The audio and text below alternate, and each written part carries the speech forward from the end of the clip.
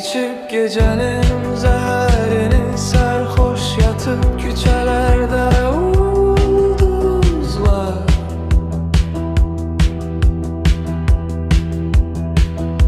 Semanı kucaklamamadan ölüp gidip bazı ruhlar.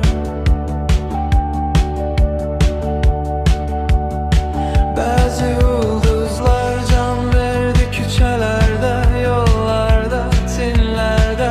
Bazı yıldızlar aksedi değer aylara, Tanrı'nın divarların. Tanrı seslener sağ kalan ulduzlara, niye köçtün ebediyet semamdan? Yoksa güzel değildi mi raks etmek sonsuz zamanda?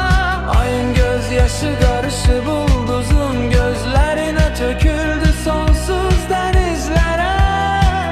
De görüm seni nicatım çikli görmeçelere.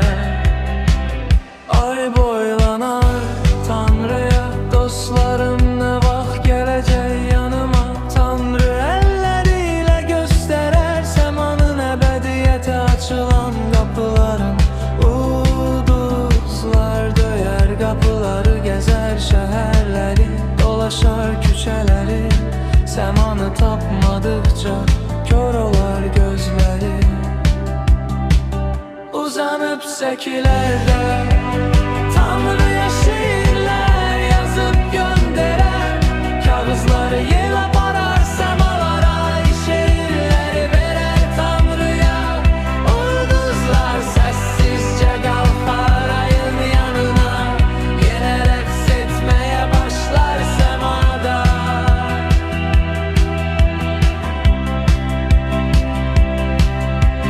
Gözyaşları çekiler pencerelerden, küləklər, nəğmələr qoşar ulduzlardan.